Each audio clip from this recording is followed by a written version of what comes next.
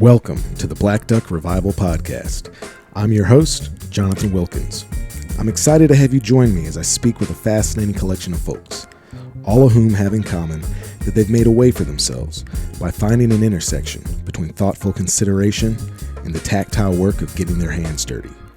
This is an examination of intention, capability, and craft. It's where philosophy meets the blue-collar work ethic and where I find real value. Hey folks, welcome back to the Black Duck Revival Podcast. This week I'm joined by Natalie Krebs. Natalie is a journalist and an editor over at Outdoor Life magazine, one of the longest standing and most well-respected legacy magazines in the hunting and outdoor space. She's also a board member of Arkansas BHA and a really rad person. She's edited a few pieces that I've written for Outdoor Life. She's assigned me some of them, and she's been open to me pitching some articles. And she's a person that the more I get to know her, the more I like her. She's a fantastic hunter, incredibly thoughtful person, and she's, as an editor, she's given me a few really profound notes and pieces of information that has it's dramatically affected the way that I write for the last year or so. So Natalie was kind enough to let me come over to her house, which is, I will make a note, is kind of beautifully decorated with a lot of really amazing Euromount skulls from her travels around the world hunting. She's got some really awesome white-tailed deer in there. She's got some cool exotic animals from a trip over to Africa that we discussed a little bit. And I don't know that that's here or there. It just kind of added to the I don't know, like the allure and kind of, you know, it was just like some good bragging rights stuff when I went over to her house and I just saw that it was super tastefully decorated with these really amazing and striking, trophies in the good way, from, a life lived hunting and traveling around the world and interviewing really interesting people and writing really amazing stories. And so I count myself lucky to be able to have interviewed this interesting person, and I think you're going to enjoy this conversation with Natalie Krebs.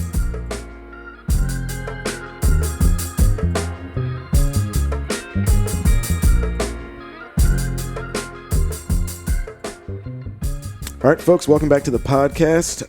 This week I'm here in Northwest Arkansas in the home of one Natalie Krebs, who I guess I've known for a year or two. Been sitting here talking for like 2 hours beforehand, learning all sorts of stuff. But Natalie is a writer, a journalist.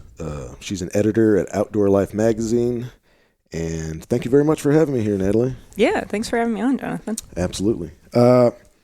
So, we've kind of been talking about all sorts of stuff, perhaps heavier topics than we want recorded.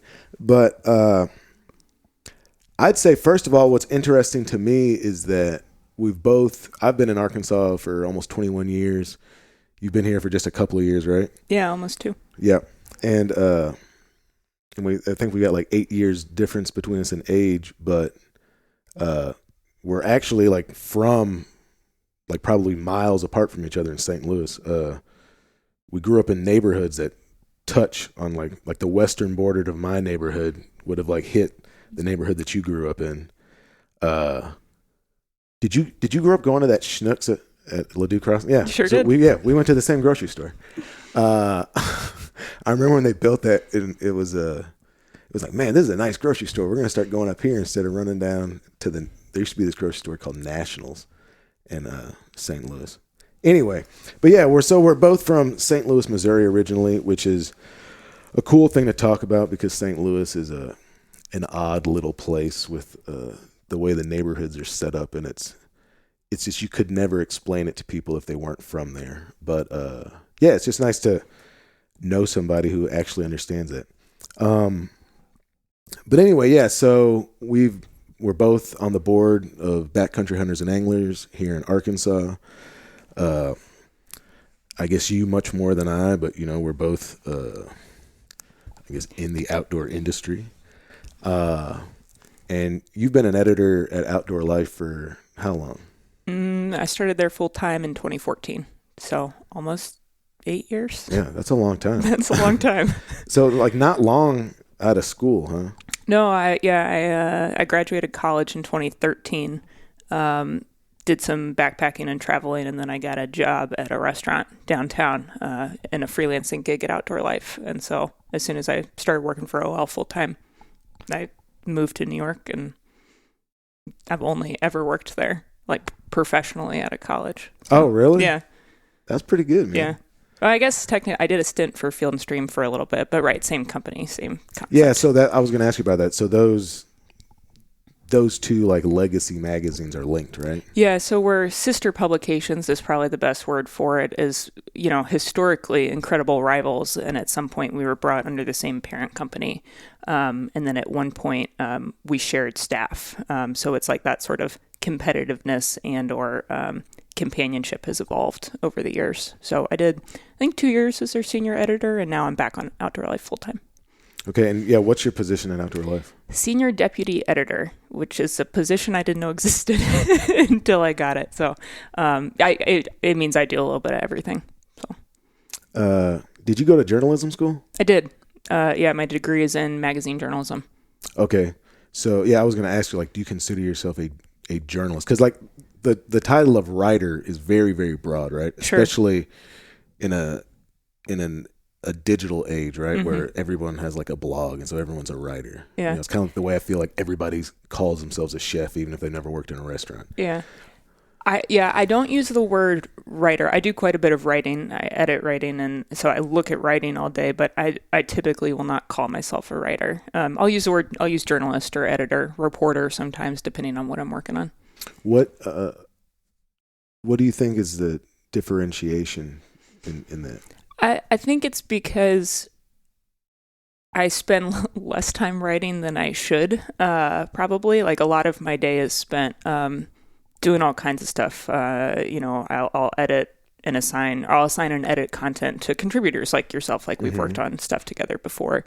And in doing that, I did very little writing, right? You're the writer and I'm working with you. Or reporting, I do so much of, I'm just wrapping up a story on kind of trends of grizzly attacks in the West, and whether is that actually a trend or not, right? And I spent most of the time working on that story, calling people and talking to people and trying to research and figure out all this stuff. And then once I did 80% of the work, 20% of it was writing it and weaving it together.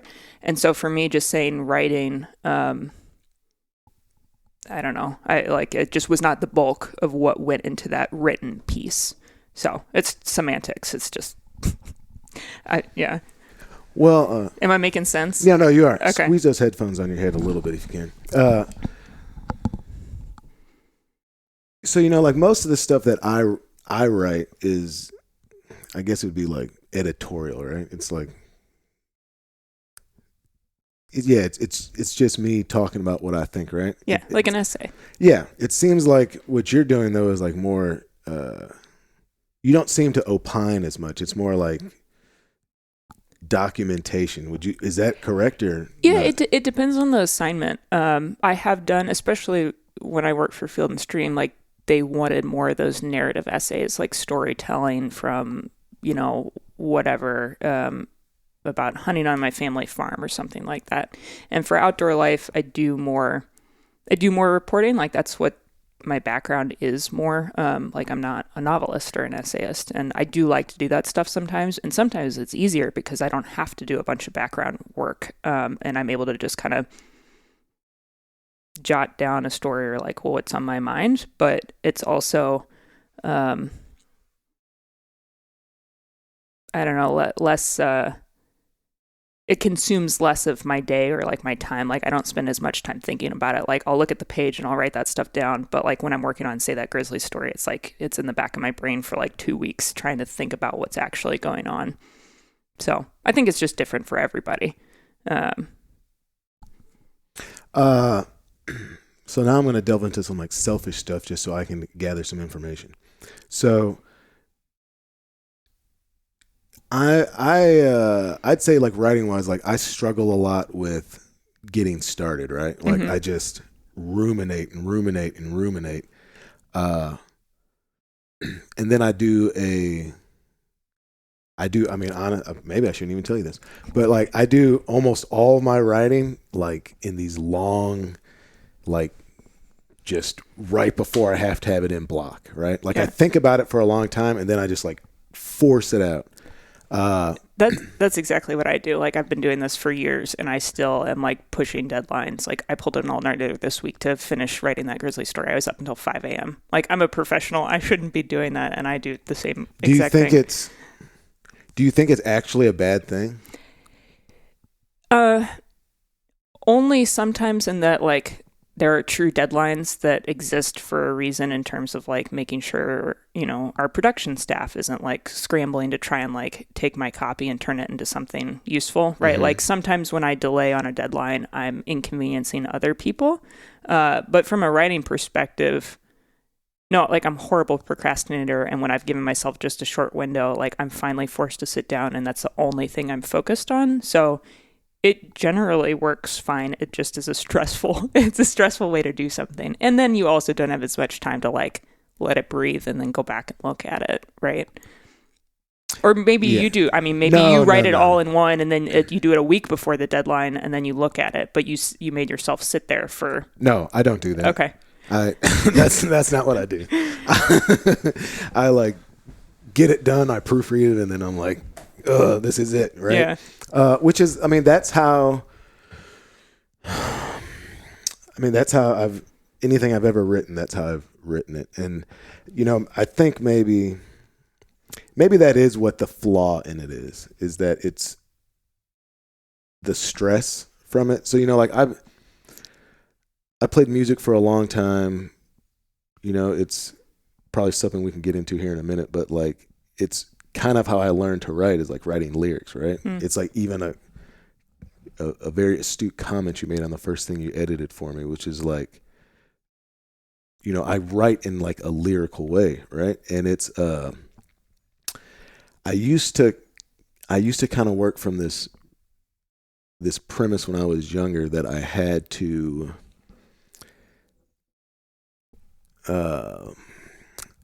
that there was like some nobility in suffering as like a way to produce art, right? And I did that with like kind of just like hard living, like not sleeping a lot, you know, and like drinking and smoking cigarettes and just whatever. And I don't do that stuff anymore. But I think that I did develop a association with like stress or angst as far as like, you know, creating. And that's something I'm trying to resolve in myself as I, you know, I kind of work on this path of like doing this professionally, right? Because that doesn't, you know, there's a lot of, I mean, kind of to me, like the big thing about being a grown up, which I think I've maybe only considered myself for a very short amount of time, is like consistency, right? And so like relying on stress or struggle to produce stuff is not a recipe for consistency, right? I don't know that as a person I think I've got to have a level. I've been doing it for so long that I've got to have a little bit of angst, you know, but yeah, I think the cortisol production from the induced stress that doesn't jive with having like small children either. Oh no. You know what I mean? Yeah. Like I've been cranking out all-nighters and it wrecks me. Cause then it's not a deal where I can just like go to sleep at 6 a.m, right? No, that's when everybody's up. Yeah, there's booties to be wiped, yeah. Right? But man, sorry, I just went on this like this writing tangent. Yeah. Is everything you write nonfiction, or do you write fiction at all? I don't, not for work, no. Man, I probably haven't written fiction since like college or something. So And I found that like it's so much. I mean, I guess I could, but I'm inclined to like the real world is fascinating as it is, and like there's so many cool stories and cool people out there and crazy shit that happens that um, I'm not just obligated to write about nonfiction. Like I find it fascinating. So it's like so far it's very fulfilling to just kind of focus on that. And there's elements of fiction that can come in, like like sometimes you in a personal essay that's a nonfiction essay, like you may focus on elements that were not necessarily as big at the time, but like in your memory or in retrospect or for the sake of the narrative, right? You focus on them a little bit more. And so I do think there's an element of, right, it's like a hunting story. There's fiction everywhere in hunting stories that you hear. And so sometimes like that may creep in a little bit, but I wouldn't say that I don't fictionalize things. It's just like maybe a writing device of focusing on something a little bit more than maybe at the time was like as significant, if that makes sense. No, that does. Do you consider what you do? You consider what you do to be art? Oh, no. I like that sounds very. Try and take the perceived pretense out of it. Okay. I mean, I get it, but yeah, I wouldn't describe. Do you think it's an artistic pursuit? Is that easier? Yeah. I would say that there's definitely some artistic stuff around it, and like I enjoyed that part. Like I got into journalism because I did a lot of photography and I wanted to study photojournalism. That wasn't an option at my J school, and so I ended up doing magazine. But like you very much have to work with. Like we work with an art team, and I work with like crafting words is artistic to a certain point. Like if you don't care about like the final package of a magazine, like that all you're pursuing like a final package that should be visually appealing and have content that is interesting and engaging, and like weaving all of that together. Whether it's like a print magazine, which we're not currently doing, or whether it's like a story you read online, like there's definitely, if there wasn't any art to it, it would be pretty boring and bland, I think, at the end of the day. Does that answer your question? Yeah, no, I think so. Do you feel like when you're writing like a personal essay, like does that feel artistic to you?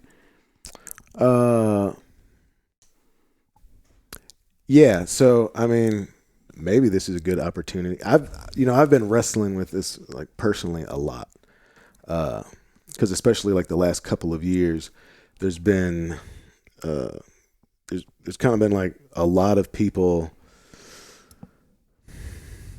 kind of trying to describe what I'm doing or who I am. Right? There's like people have written some stories. There's been like some. Every video is a film about you, like about me, right? Okay. Which is weird, but I mean, like I really, yeah, more so than I even want to admit, I've really been like struggling and ruminating with this, right? And I think that ultimately, at the risk of sounding arrogant, because there's been, at first what people wanted to describe me as was like a guide, right? Like this is this guide, and it was probably interesting to people because they're like, this is a brown person who's a hunting guide or something, right? And then they bring you start, no, he's a chef. He's a wild game chef, which I've never called myself a chef. I've worked professionally in food for a long, long time. I think chef is a specific moniker that is really more indicative of running a kitchen staff professionally. So I think that most of the people that are calling themselves chefs aren't. And I don't think that because you got yourself a monogrammed chef's white jacket, that makes you a chef. I've never worn one of those in my entire life. And I don't think I'm the best cook in the world, but I could. You can cook. I could cook circles around a lot of these people that are calling themselves that, right? But so, again, at the risk of sounding arrogant, I think that what I ultimately am, and this is like what songwriting was, this is my approach to food. These are like philosophical examinations for me, right? And And you know, and like that's something that no one says they are, because you sound like a pompous ass. But like I would say probably like that's kind of what I am, is like a philosopher, right? maybe that's super self-indulgent, you know? But I think that's what I'm doing. That's what writing songs always was for me. That's what I'm doing when I'm cooking, right? Like I'm thinking about people and how this stuff goes together and how to build these like human connections. And so that's long-winded, but yeah, I think that when I'm putting words together, I'm looking at that as like an artistic expression. It's honestly like I'm writing in these longer formats now, but still kind of with the same mindset that I approached writing song lyrics to, right? And like I think the easiest way to see that is in like the way I put words together like in a rhythmic way, because that's how I taught myself to write. You know, so like I love onomatopoeia, right? We talked about like some words and like the way they sound and like they're satisfying, you know? And so I try and put stuff together in that way. Now, then I would say formatively in the last couple of years, the first edit you gave me really changed how I was writing, because I realized I was leaning into that, like some of that lyricism too much, right? And I had to root it a little bit more. What do you remember? What edit specifically? Yeah, you said you often write very poetically, which is great, but we need some more concrete examples. I think that's almost verbatim what you said. That does sound somewhat familiar. I've probably thought about it seriously every single day since then. Really? Every time I've written anything since then, I've thought about that. And I try and go back and like I'll write some. What's starting to happen is it's getting easier because I've done it enough now that I'm getting used to it. And this is part of the procrastination part, is that I want to write, like everything I write, I want it to have so much weight, you know? And it's, I think it was like, I was hobbling myself, right? I was trying to force impact instead of, you know, like allowing it to come from the entirety of the thing. It's like, you know, no one wants to be bludgeoned line after line after line, right? Yeah. So, yeah. Anyway, that was my answer to if I think it's art. Yeah. It's interesting. Like one of the things that, and maybe this is like a general thing people say about writing, or it's something like, I can't remember if this is a conversation that I've had with people, but to me it feels like therapy in a certain way. Like I've talked to Dave Hurteau, is the executive editor over at Field and Stream, who I worked with for a couple of years. One of, if not the best editor I've worked with when it comes to like narrative essay type stuff. And it truly is like, he's encouraged me and other writers to like dig down and get at the heart of issues. And really, like, you know, if something's not working on paper, like he'll call you up and you'll just talk about it. And it's truly like, he jokes that he is the therapist for all the Field and Stream writers, like people who've written books, like call up Dave to talk about what it is they're really trying to get at the heart of in their stories and their essays, and how to like figure that out, and not just figure it out for yourselves, but to make it relatable to the people who are reading what you're writing. So it's like, because it's fine if it's not going to go anywhere you're writing, but like you're writing for an audience a lot of the time, right? And you don't want to necessarily just talk at them. You want to have, it's sort of like a one-sided conversation, right? You're inviting them to like see what it is that you're talking about. And like, for whatever reason, that's like a very therapeutic process, I guess. Is kind of like how I think about it in one quarter of my mind, depending on what I'm writing. And that doesn't mean it's mutually exclusive from art. like what you're talking about. So now I'm just rambling. No. But this is super beneficial for me personally. So I've always kind of worked from this premise, which is something I learned from friends of mine that are visual artists, like, painters. And yeah, I think the dude I associate this most with is like a guy who was like a painter. And I don't know, I think maybe he got this from Picasso, but it's like the idea that like the more personal you make something, the more universal it becomes, right? The more identifiable it becomes as just like a human experience. But I think there is a danger in that. So like to do that necessitates like a level of vulnerability, right? Oh, absolutely. But there, it's like the overshare, right? Like no one wants to be around that person, right? Like you want to talk about screwing up a nice brunch, right? Yeah. Like someone coming there with all their damn problems and, my dad didn't understand me and everything else. And look, I've been guilty of this, you know what I mean? Yeah.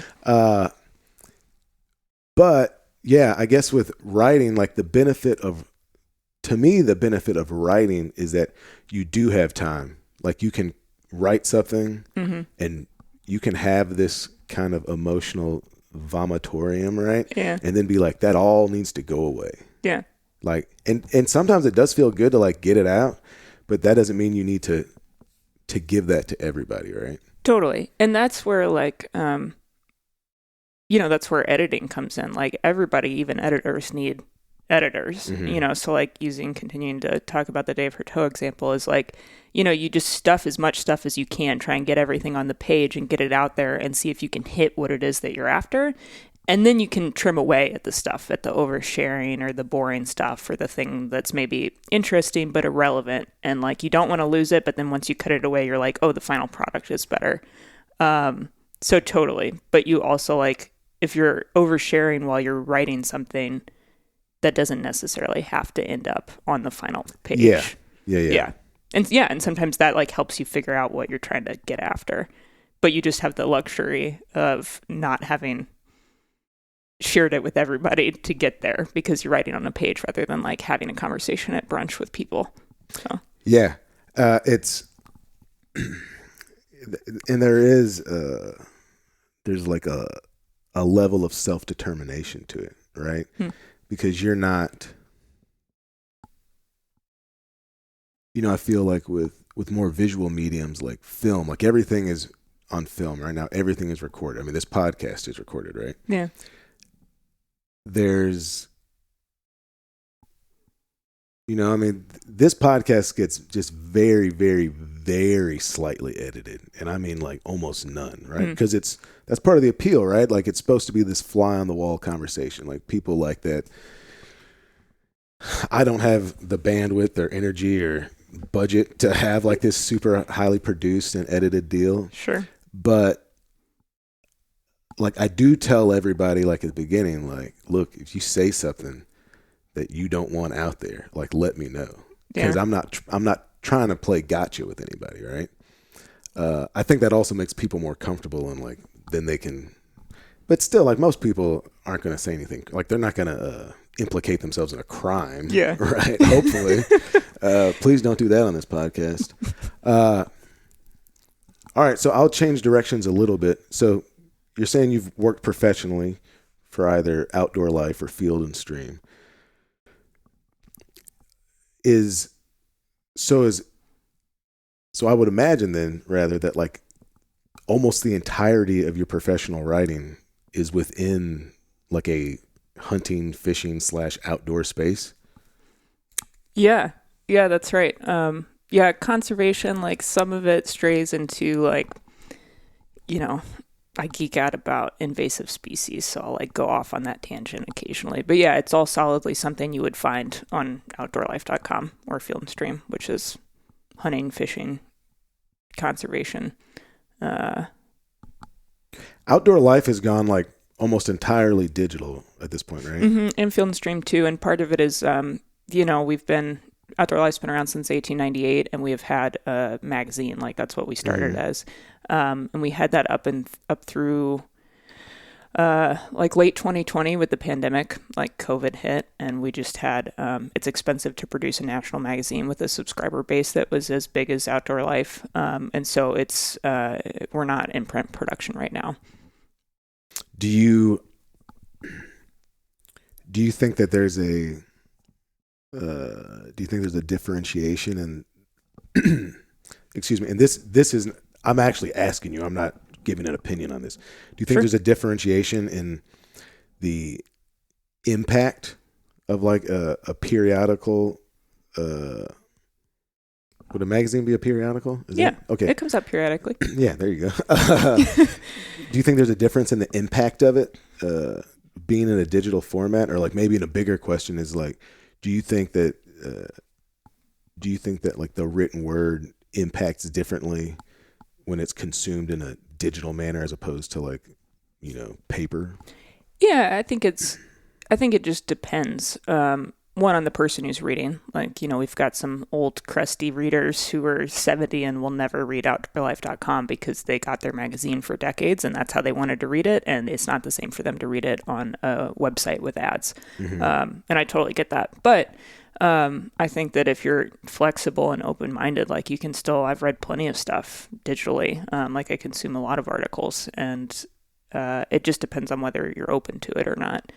And then the other thing too is like, it's just, without having the print product, we're able to dive into more digital stories. We're able to include more photos. We're able to start doing podcasts and like talk to people and get the voices of the people who are in those stories on the written page that like, get sound bites of them. And then you're able to experience stories in a different way because we're not doing that traditional periodical.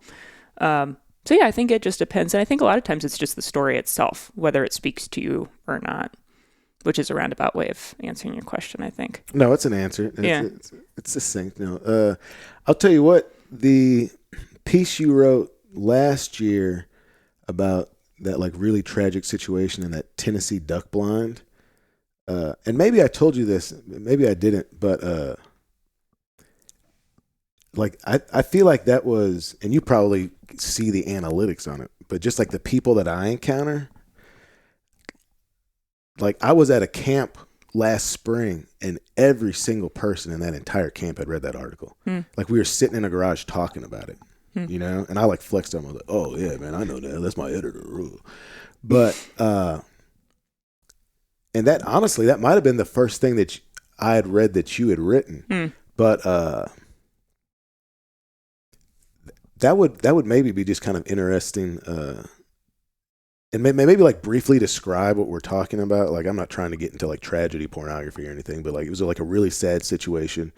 I think it got misinterpreted by people because, especially southern duck hunting is not just perceived as such, but is so pugilistic that I think it got misinterpreted as something like that, and it just really kind of ended up being this sad situation. But I was really fascinated in the information gathering on a piece like that. Cause that's when I was like, oh, Natalie's a journalist. Like this is journalism. Yeah, it was, and you kind of just mentioned this, but it was like at the time when it happened, there was a shooting on Reelfoot Lake in Tennessee where, two younger duck hunters, in their early 20s, mid 20s, were shot and killed. And there was a lot of confusion over what happened and people thought it was over a duck. And, I ended up, my editor assigned like, hey, go figure out what happened. Like, let's try and, bring to light what actually is the issue as opposed to like all these rumors around it. So I did, I went to Tennessee twice. I think it was 5 days the first time, 5 days the next time. And I tried to talk to everybody on every side of the issue that I could to figure out as best we know what happened. And that was some of the most intense, it was the most intense reporting that I've done since I started working at Outdoor Life. I did some kind of criminal justice investigating in college, and this was the closest to that I had done just in a hunting outdoor setting. Yeah, and that was very, very reporting heavy, kind of like what I was talking about earlier. Is like it wasn't the writing so much; it was talking to people about their experiences and their perspectives. So, did you see? I mean, did you see? Like, did a ton of people read that? mm-hmm. Yeah, it was one of our biggest stories last year, 2021, and I think it was, because it was something that everybody heard about, duck. I mean, I don't know if you know better than I do. Was there a duck hunter who you talked to who hadn't heard about what happened? Maybe they didn't know what happened, but they had heard that something had someone happened. had died on real foot. Yeah, right. Probably everybody had, yeah. It was the duck hunting community is relatively small. I mean, there's not that many duck hunters I forget what the number is, but it's, it's like less than 9 million in the U.S. or something right now. Maybe it's closer to like 4 million. Don't quote me on any of these numbers. Yeah, but, sure. Like the hunting community, even though there's a lot of hunters out there, like it's a small community and, people hear about stuff like that. So yeah, it was widely read and hopefully what we were trying to do with that was not, capitalize on a lot of like the true crime stuff that's out there, right? Like, people being voyeurs over something like tragic that didn't happen to them that they can just consume, but like really try and figure out what happened for the sake of like those families and the people who were involved who like had the world think that X happened and really Y happened was kind of the goal of that. So yeah, and just because there's probably people that listen to this and they don't actually know, like it kind of ended up being that there was like an older man, like the suspicion is that he was like experiencing like dementia. Right. And that was the conclusion of investigators, right? Like law enforcement, and his widow would say that was not the case. So there's still a lot of unknowns about it, but yeah, that's the conclusion that a lot of people had that I spoke to. Okay, and then he ended up passing away from like exposure out there, right? Yeah. So he was left on the lake. There was one survivor, and he was trying to get his wounded, buddies back to the bank, and ended up throwing the old man out of the boat, in January in like a swampy lake with like wetlands all around. He was not search and rescue, or actually he was spotted by another duck hunter like a week later, okay. did not survive. Yeah. Well, anyway, hey, it was a really fantastic piece of writing, and like I said, I think it was like impactful because I think a lot of people that maybe don't read that much read that, so it kind of brought it down a little bit. Yeah, sorry, we're not into the weeds. I asked about it.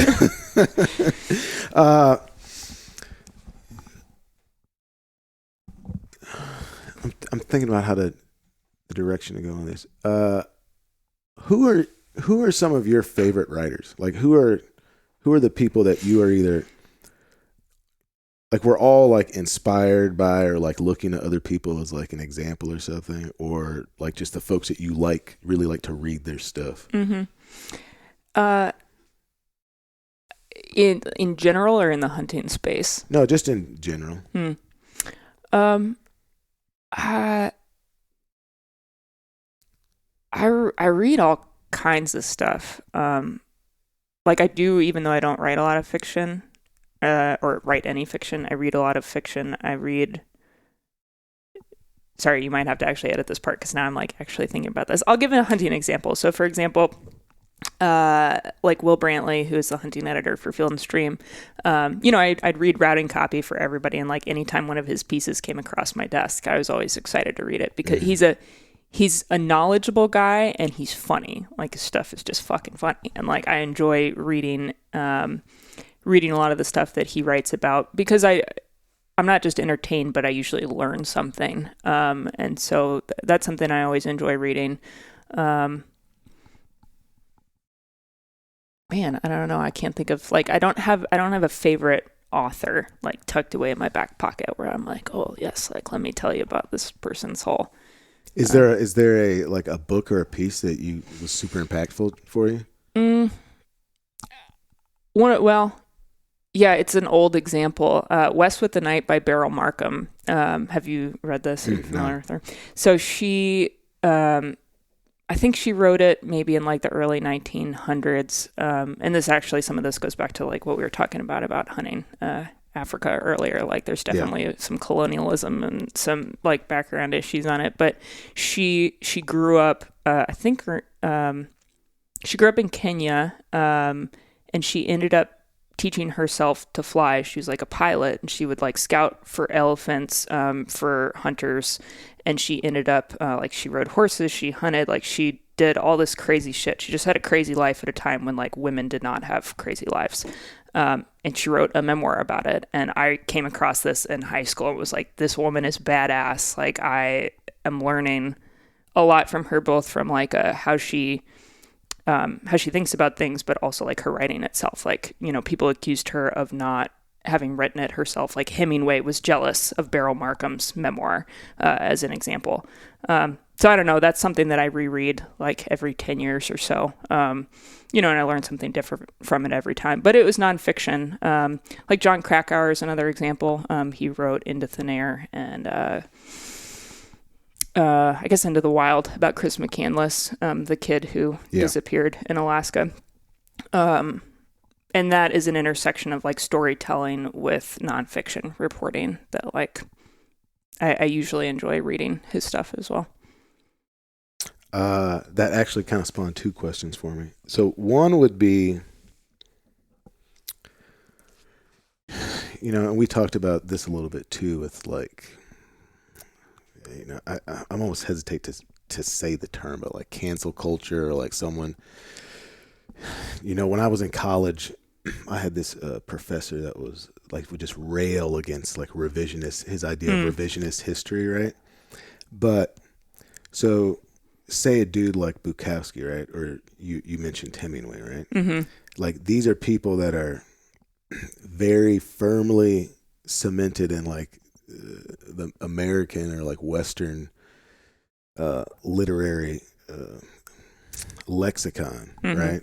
Who have behaviors and lifestyles that would be like real problematic, right? Like, and I probably am a little more aware of some of Bukowski's flaws, but like I think most people would. Bukowski ain't nobody that you want like dating your sister or your daughter, right? Yeah. Like, and then like with Hemingway, and you know, I don't know a ton, but I think there's probably some stuff with Hemingway that would be like problematic, right? In a modern society. So with those realizations, does that, and maybe this isn't a fair question to ask you, but does it renegotiate their literary impact to you in any way? I think, I mean, for me, it's like, I mean, I haven't honestly read that much Hemingway or anything like that. Like, it's not like, I think it's fine to like consume that stuff with like perspective on it, right? Like, I don't think that we need to like burn all the Hemingway books, you know, because he was shitty to women. You know, it's like, I think that,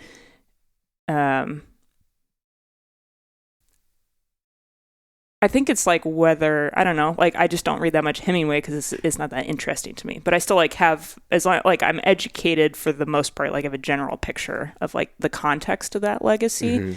So I think there's still stuff to be learned from it, which is maybe a roundabout way of your question. But like using Beryl Markham as an example, like she was like a serial adulterer.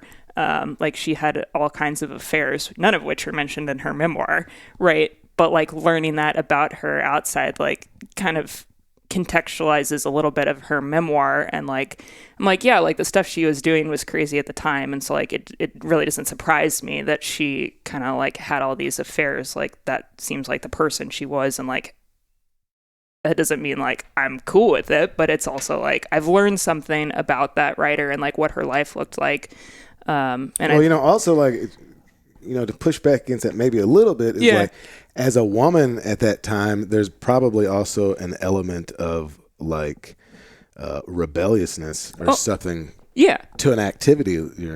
or it sounds like activities like that, right? Yeah. And it's like, like that was standard, like men did that all the time at the time. And now it's like commentary on her is like, oh, she was like this like loose woman. It's like, it's all, I'm not doing a very good job of articulating this. I just think that it's, to your point about, it was a different time of like shit happened, and we're able to have like perspective and like be a little bit more informed about the context of a lot of that work now. And I think that's useful information to have if you're gonna sit down and read a Hemingway book. Yeah, I do think too. And this is a bigger commentary. I think there's a difference. I hear a lot, or I've often heard this idea of like, that he was a man of his time, right? Mm-hmm. And I understand that. Like we were talking about that, just like in how stuff has changed within, my lifetime, our lifetimes, right? But I think there's a difference between understanding that there is a social trajectory that changes and evolves, and excusing outright like bad behavior, right? Mm-hmm. Like and I've kind of made this point before, but like the reason that Shakespeare, right, is still relevant, right, is because of this idea that like the human condition remains the human condition. Right? The same joys and pains and fears and whatever that, this guy had and the people surrounding him and, hundreds of years ago in Western Europe had. Those are like the same fears and just like human emotions that an Aborigine in pre-colonial Australia would have, or, someone in Timbuktu or whatever, right? Mm-hmm. By the same token, that means that like the same pains and misery and stuff that is felt by people today were experienced by people 200 years ago or 50 years ago or whatever. So it's a weird way. Like I do think we have to kind of like negotiate all of this with, like you said, perspective. And I'm not a book burner by any means, mm-hmm. But there is stuff that I've read or consumed in the past that I've decided to like leave it there, right? And just maybe not go out of my way to condemn it, but also not like excuse it or say that, maybe it's time for impact on me has run its course, right? Mm-hmm. Which I think is hopefully a healthy perspective to have. Like, dude, I'll tell you something that happened like a year ago. It was super embarrassing. I was at a friend's house, and they're like younger than I am. So they're like in their late 20s. And I'm talking about this movie that I watched like probably 100 times in my life. It's this movie called Heavyweights. I'm familiar with it. I can quote Heavyweights. Oh, dude. Embarrassingly so. We could go back and forth. Bears love honey. Oh, look at deli meat. Body system. So anyway, I'm talking about this movie, and like I watched it over and over. We had it like on a VHS tape, and I watched it over and over again with my sister and my little brother, and we used to quote it all the time. And I just have like so many good memories about this, right? It's like Judd Apatow's first film. Ben Stiller's in it. It's like Dodgeball for kids on a level. Yeah, it's where the character that Ben Stiller played in Dodgeball came from. This guy Tony Perkis, right? Mm-hmm. And it's got Ben Stiller's parents in it. It's okay. So I'm at these people's house, right? And we're watching. I'm like, man, we should watch this movie. We're watching this movie, right? My friend whose house I'm at is of indigenous American descent, right? She's a Native American. Didn't even occur to me that when they get to the end of that movie and they do that race, that like one whole collection of these kids is dresses up in buckskins and like feathered headbands. And man, I was horrified. And I'm telling this story on purpose because I do want to have like grace with people as we hopefully evolve, right? And man, I was just like horrified, man. I was like, oh my God, dude. I was like, I'm so sorry. I like stopped it. I was like, good God. And she was like super cool and super gracious with me. And I think she like knows who I am as a person. But man, I felt like a giant a-hole, right? And it gave me some perspective with like slights that I might encounter from people, because like this is something I'm not joking. I've probably watched it 100 times, and it just like it was a blind spot in my interpretation, right? And so like I even want to be careful with like how much I talk about how much I like the movie, because now I'm like, oh man, Yeah. And I don't think it doesn't ruin my memories of the film, but you know, maybe that's not a film that I'm gonna like show my kids. Or if I do, it's like, you know, all these Disney films now, they have like disclaimers. They have a disclaimer at the beginning, right? And I think it does, when you have like some different perspectives, or hopefully like a broader perspective, it changes the way that you interpret information. Or something that, you know, like these things we're talking about, writing films, right? This is art, right? And art is a reflection of like the zeitgeist, right? And the zeitgeist by its nature is an undulating, changing thing, right? And I think that we have to not be, we have to allow ourselves to be that way as well, right? Because you can't interpret something that's undulating and changing and is ephemeral if you maintain like a stagnant form, right? Yeah. I would say an example, like I know I just mentioned Beryl Markham a bunch of times, but like when I first read that book, I didn't have like much perspective on like the colonialism surrounding like why she was living in Kenya, and this white woman who like, you know, is able to like end up having racehorses and like fly around in a plane, like, and then upon the second reading I was able to add more, like I was more educated about stuff. I was able to contextualize a lot of that, and I still find value in that account, but like I also like I saw it in a totally different way by revisiting it. And if I had just said like, oh, I'm not touching this, then like maybe I wouldn't have had a more a different perspective on it, I guess. Yeah, I mean, it sounds like too that you took. I mean, am I overstating it to say that it sounds like you found it to be like a personally empowering tale? Yeah, like in some ways, I guess. Like I mean, you're talking about her being like a badass lady, right? I think that, you know, many people I would consider you to be like a pretty badass lady. Like you do a bunch of really cool stuff. You're like super athletic, you know, you're tough, you're resilient, and you're in situations, I imagine, constantly where you're one of the only females around, right?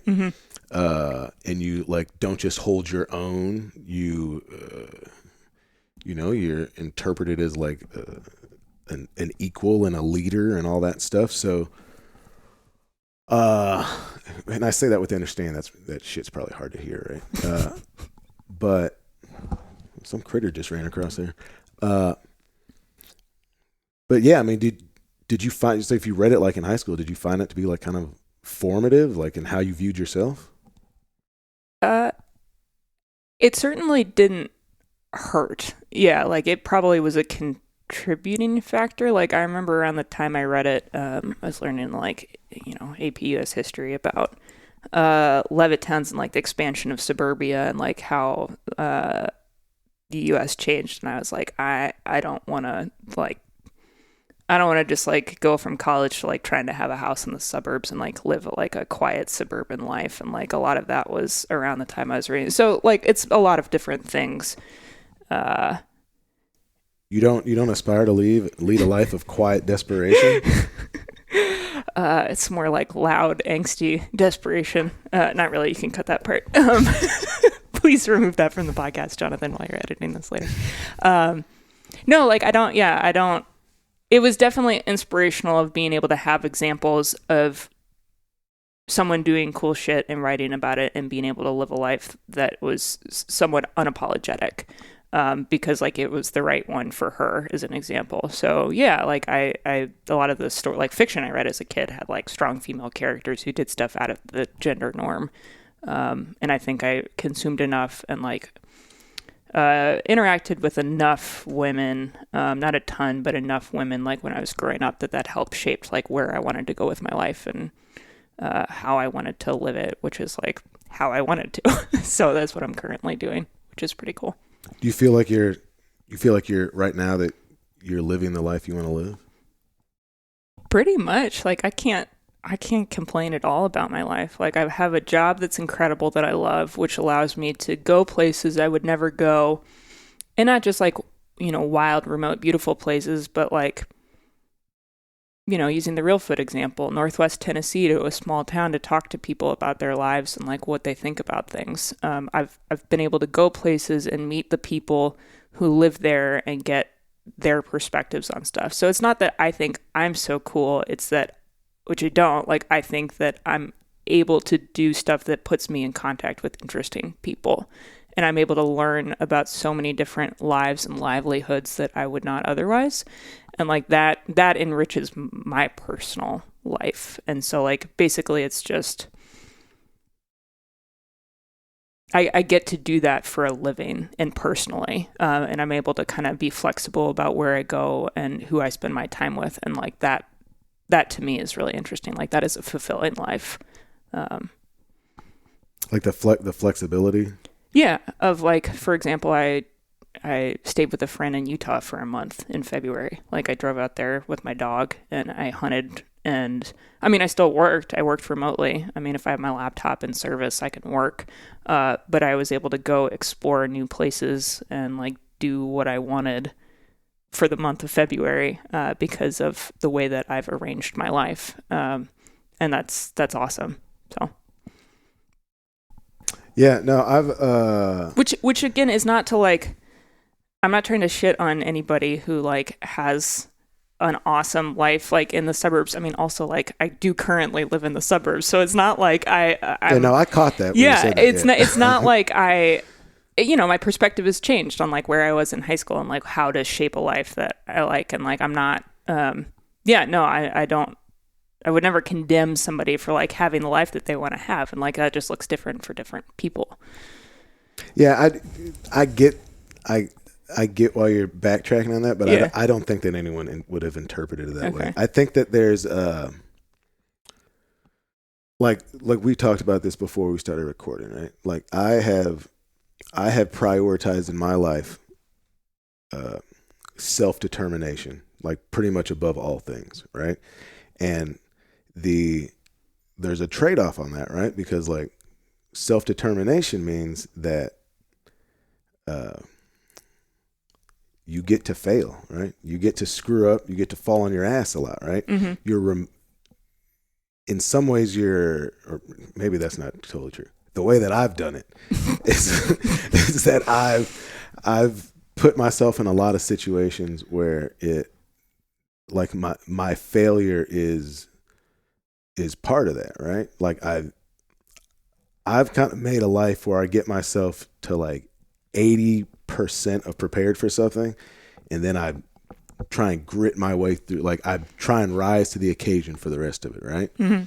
And I'd say 50% of the time it works out, and 50% of the time it doesn't. Mm-hmm. Now I think it's resulted in like building some capability in me, right? Or as like Hal Herring said, like it makes you starve proof. Right? Like, mm-hmm. I'm not worried. Like, I'll always be able to feed myself. Mm-hmm. Right? But I do think that there is again, it's not a condemnation or a diminishing of anyone with a quote unquote more conventional lifestyle. But I do think that there's a benefit to risk taking in life. Right. And like you're describing it as flexibility, but I think you could also describe it as like risk taking, because, like you're repeatedly putting yourselves in situations where there's got to be an element of discomfort, right? Like going to a small town and trying to like cold call approach people who have lived through a tragic situation recently is, unless you are just a person like you're a psychopath with no empathy or emotional connection to other human beings I would imagine is going to be like uncomfortable, and you're going to have to like, kind of screw your courage to the post a little bit and then try and find the way to negotiate the way you're presenting yourself to people to get the reaction that you need or want. Right. Yeah. That is a very, apt description and like insight into also like how I personally approach it. Like I am not that it makes me very anxious and nervous to like, call somebody up. Like I have to I have to like get the courage to like call somebody about that sometimes. And that historically, like in high school, like I never would have envisioned like me doing that because I was so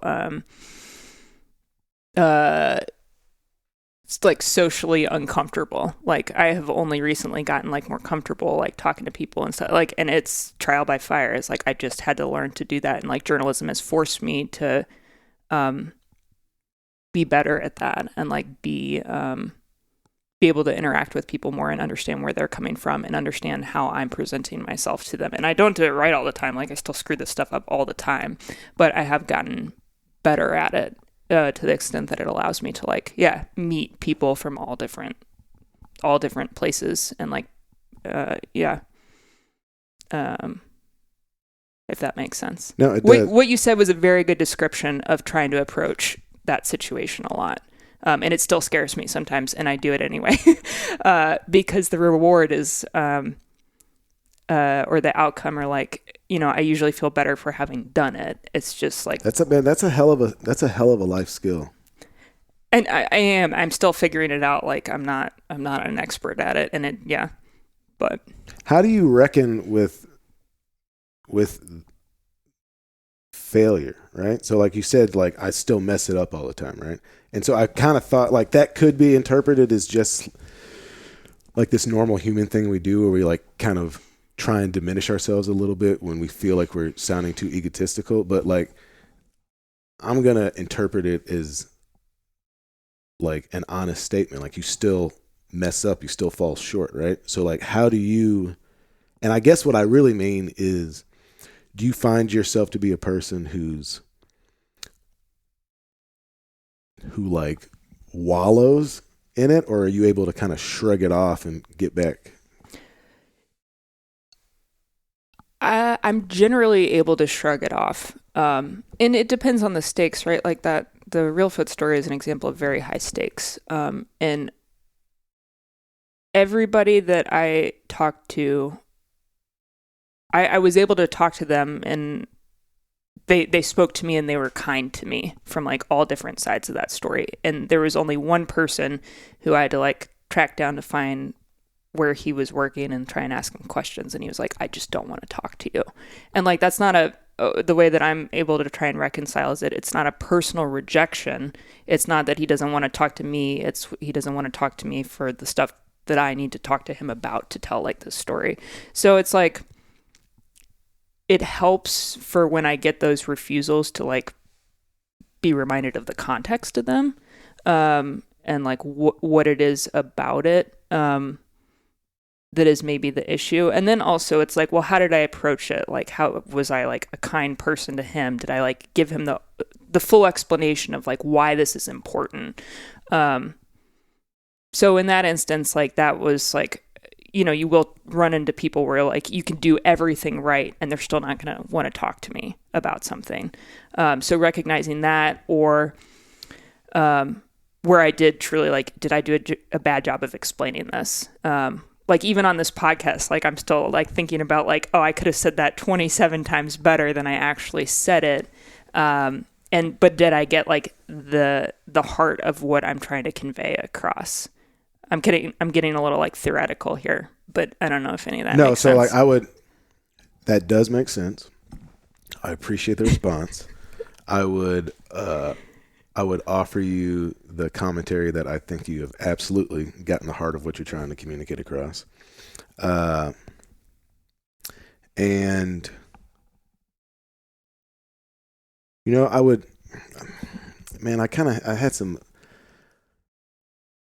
I was kind of like rolling around some kind of like a few kind of questions that I think now would be a little cliched. So like maybe I'll just kind of wrap it up with this. What, if you're comfortable answering this. So like we've kind of established, right? Like you've got like a really cool life. You're traveling around constantly. You have a lot of flexibility in your schedule. You have a lot, just like cool opportunities. Like I can tell by looking at the Euro mounts on your walls, that you've experienced tons of stuff that for a lot of people would be like once in a lifetime hunts, right? Mm-hmm. Like just cool stuff. I mean, hell, the last couple of years I've gotten to do some crazy stuff, right? So, and I'm asking you this because I have an inclination, just from listening to you that, so for a lot of people, they might look at like your life, right? Or again, like some of the stuff I'm doing, right? And be like, they've made it, right? Like, how could it possibly be better? I can tell you personally, lots of things could be better. Lots of things. But, so you've got this cool job. You've got like a lovely house. You do all these like rad things. What do you aspire to? Right? Because I suspect that you're not a person who would be like, I've reached the pinnacle of my aspiration, and so I just want to maintain this until I'm too old to do this.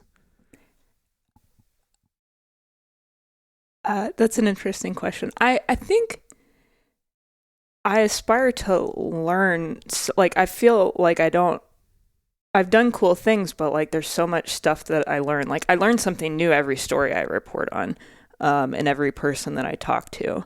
And the stuff that I want to learn is I just want to learn more, and I want to everything from like, right, being a better turkey hunter and elk hunter, right, or like a duck caller. Like I do a wide variety of stuff, but it's sort of like the whole like jack of all trades, master of none kind of concept. And there's like, I can't remember it, but there's like another verse to that is essentially like, it concludes that the jack of all trades, right, has it better. That is better. Do you know it? Can you recite it right here? I can't remember. Wait, a jack of all trades, but a master of none. I don't know why I just said that. Like I could remember it. Maybe you're going to. I don't remember. But yeah, the conclusion is that it's better. It's basically that it's better to be familiar with lots of stuff than to be a specialist. Right? Yeah. But I just, which is cool. Like I know a little bit of a lot of different facets of using the hunting world as an example, or reporting, or whatever you want to talk about. But there's so much that I don't know, or I'm not an expert on. And like a lot of that stuff fascinates me. Like I love backcountry hunting, and like I want to do more of it and get better at it, and like be able to, just be more confident and knowledgeable in those situations. So there's a lot of experiences that I haven't had because I don't know about them, or like I don't know enough to like put myself in that situation yet.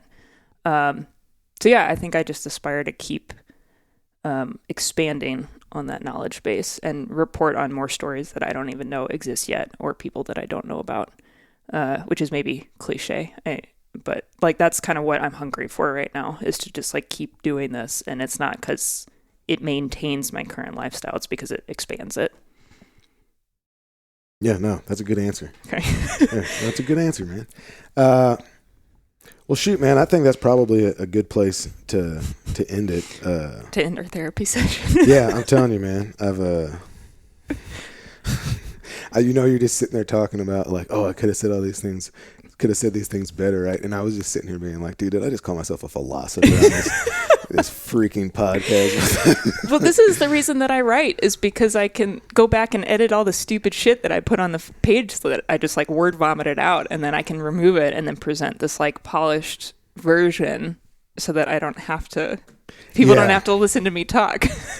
I'm not gonna edit any of that stuff out. Of course, like it just has to. It has to be there. But damn it, Jonathan. The good. Hey, if it makes you feel any better, there's not enough people that listen to this podcast for it to impact our lives any. Well, anyway, Natalie Krebs, thank you so very much. Appreciate your time, and to all the folks that listened, thank you. We'll see you next time. Folks, thanks so much for listening to this episode of the Black Duck Revival podcast. As always, it's produced by me, Jonathan Wilkins, and Brian Sachs. If you're interested in coming on one of the catfish excursions that I'm offering here in the bayous and backwaters of the East Arkansas Delta, I'd love to have you. All the information about those trips is at the website, and you can find that by going to blackduckrevival.com. Click on the Experiences tab, and it'll take you straight to a description of those trips.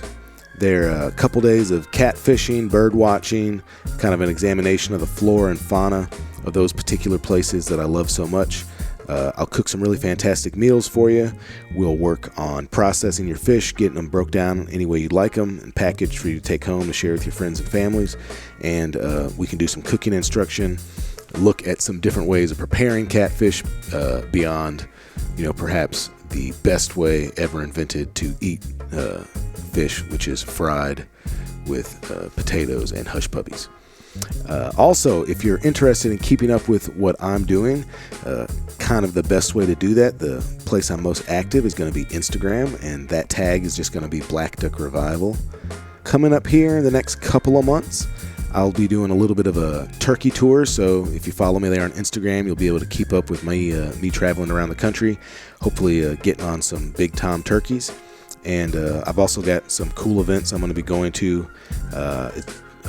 Just been decided I'm going to be over at BHA Rendezvous in Missoula in May, giving a presentation on waterfowl. And I will also be doing some wild game cooking demos at Drothfest, I believe, over in northern Michigan. So if you're going to be out there, I'd love to see you. There'll be a lot of cool people appearing. Me, perhaps the least cool of them all, but still, I'll be there. Anyway, if you guys like this podcast and you want me to continue to be able to produce it and make it, please help me out. Subscribe on Apple Podcast or Spotify. Leave a review, either written or just a 5-star review. And please tell a friend. Tell your grandma. Tell your kids. Tell anybody about the podcast. The more we can get people listening and kind of consuming this content, the more options we have for going different places, interviewing cool people, and just continuing to bring you this podcast, which I so enjoy making.